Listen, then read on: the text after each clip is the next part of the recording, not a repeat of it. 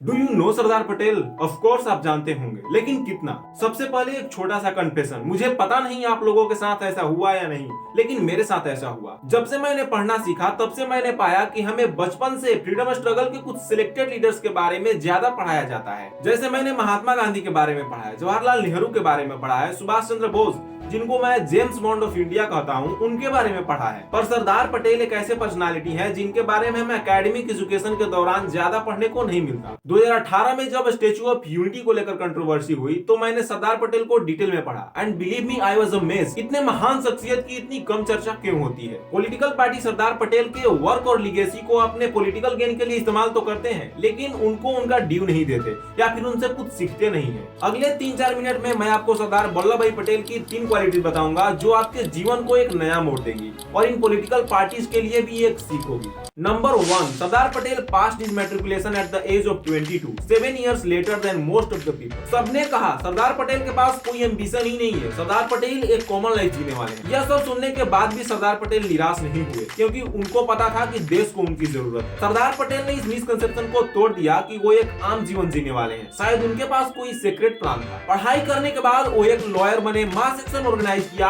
Politics join की और Congress party का एक प्रमुख चेहरा बन गए। भारतवर्ष के लिए ऐसा काम किया जो कोई और नहीं कर पाता। सैकड़ों राजा रजवाड़ों को यूनाइट किया, एक नए भारत की ईंट रखी और खुद भारत की रीढ़ बन गए ताकि भारत मजबूती से खड़ा हो सके। आज टीनेजर्स छोटी सी फेलियर देखकर ही घबरा जाते हैं, 14-15 साल के छोटे उम्र में ही सुसाइड करने की सोचने लगते हैं। सरदार पटेल की ये जीवन मोटे अक्षरों में लिखती है कि age is just a number. 25-30 साल की उम्र में भी जीवन को एक नया मोड़ दिया जा सकता है। Number 2, gratefulness. सरदार पटेल ही सिर्फ ऐसे व्यक्ति थे जो महात्मा गांधी की हत्या से कुछ समय पहले तक उनके साथ मौजूद थे। सरदार पटेल महात्मा गांधी को अपना मेंटोर मानते थे और उनकी कही हुई किसी बात को टाल नहीं पाते थे। कांग्रेस पार्टी में प्राइम मिनिस्टर पोस्ट के लिए 2 प्रबल दावेदार थे, सरदार वल्लभ भाई पटेल और जवाहरलाल नेहरू, लेकिन जवाहरलाल नेहरू प्राइम मिनिस्टर बने और सरदार पटेल ने विरोध तक नहीं किया क्योंकि महात्मा गांधी ऐसा चाहते थे। जब सरदार पटेल जवाहरलाल नेहरू के सरकार का हिस्सा बने, वो उनके सरकार में होम मिनिस्टर बने, तो वो जवाहरलाल नेहरू के काम करने के तरीकों से खुश नहीं थे। वो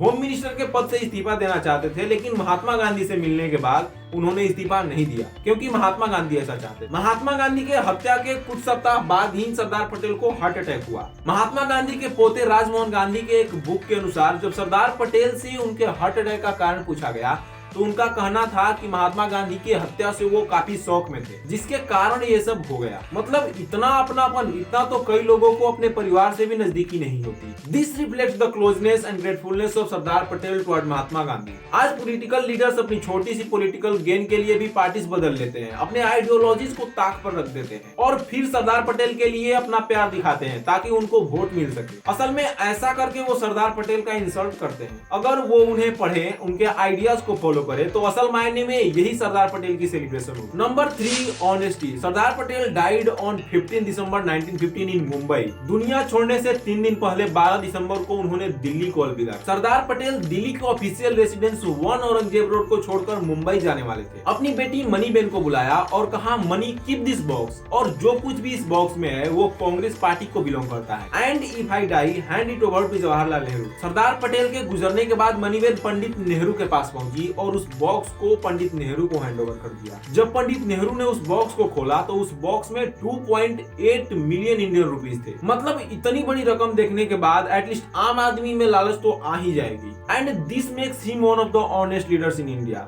अगर पॉलिटिकल पार्टी सही मायने में सरदार पटेल को सम्मान देना चाहती है तो उन्हें सरदार पटेल के इस ऑनेस्टी वाली प्रिंसिपल को फॉलो करना चाहिए। And this will be the real celebration of Sardar Patel. Sardar Patel के इन्हीं क्वालिटीज ने उन्हें महान बनाया और इन्हीं क्वालिटीज की बदौलत आज वो हमारे बीच जिंदा है। वो आज भी उतने ही ऊंचाई पर और उतने ही मजबूती से खड़े हैं जितने मजबूती से तब खड़े थे। Dear Sardar Patel, no statue can match your stature, क्योंकि उतनी ऊंची स्टेचू बन ही नहीं सकती जितनी ऊंची अहमियत आपकी और आपके आइडियाज की हमारे दिल में। Thank you for making India, thank you for giving us this beautiful homeland.